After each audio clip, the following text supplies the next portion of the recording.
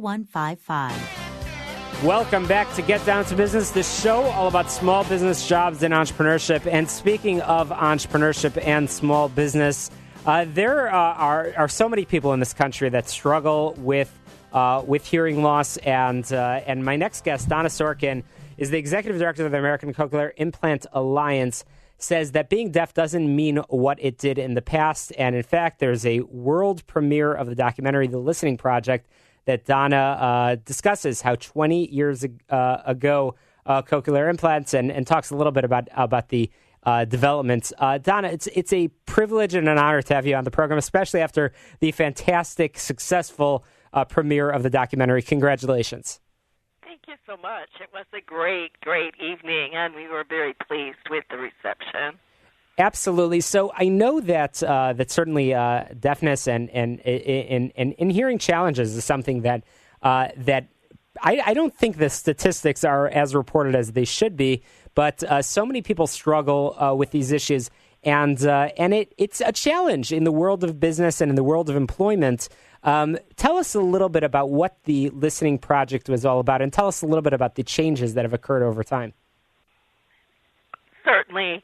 The Listening Project was a documentary that was based on 15 young adults who had been patients of an audiologist when they were children, and she wanted to go back and see what had happened to them 20-some years later after she had worked with them as children. They were all young people who had been born profoundly deaf, and had benefited from what's called auditory verbal therapy, which is basically a parent-centered approach where the children are fit with the best technology possible, and then the family is instructed on how to maximize language development in their child.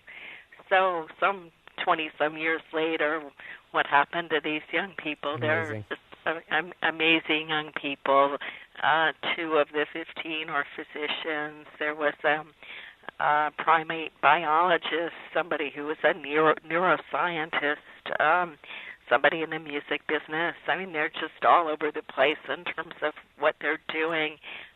Very happy in their lives and just interesting. Well, Donna, the statistic is that only half of American children who qualify for cochlear implants actually receive them, compared to more than 90% in areas of Europe. And many U.S. pediatricians aren't even aware of the benefits of cochlear implants and won't discuss the option with parents. Tell us about your work. I know that you're the executive director of the American Cochlear Implant Alliance. You are educating the country about it. So certainly the documentary is a big part of it. But why are we so far behind?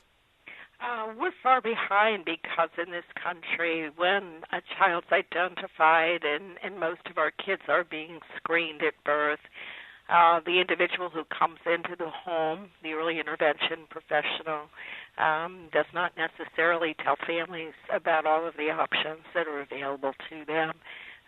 Sometimes they do, and they're very comprehensive and unbiased about it, and some states do this extremely well. Some states not so much. And if that person coming in, who's often thought of as a trusted advisor, says to the family, your child's deaf, you need to learn sign language, and doesn't mention technology options, the family may, from the outset, not even think to pursue this. And so in our country, as you mentioned, only about 50% of children who could benefit from a cochlear implant are actually pursuing them, versus in Europe, in Western Europe, and Belgium, and Scandinavia, the UK, etc.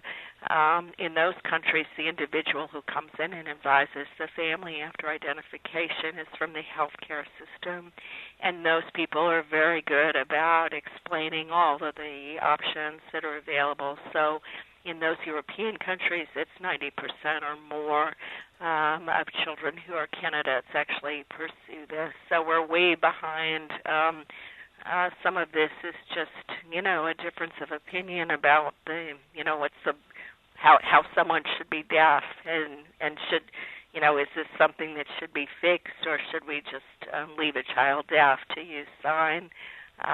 or use some combination that doesn't necessarily involve a cochlear implant. And that's where we are today. Well, you are certainly changing things. You are advocating. You're helping people identify a clinic. You're talking about insurance coverage.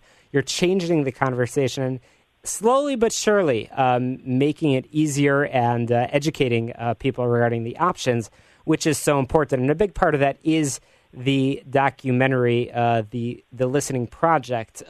So, Donna, I do want to make sure that our listeners can find more information about the documentary as well as all of the work that you're doing. Where can people get a hold of the American Cochlear Implant Alliance?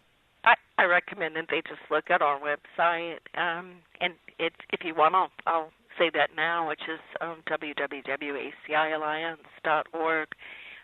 They're right on the homepage. There's a trailer of the film, so someone can kind of see what it is, and then you click on that. You can also see where to buy the film, and there's different versions of it. There's an educational version that's shorter that can be used in a school setting, and then the longer version. There's also a lot of information on cochlear implants. Okay, well, wonderful. Once again, that website, acialliance.org. Thanks so much for joining us, Donna. We'll be right back and get down to business.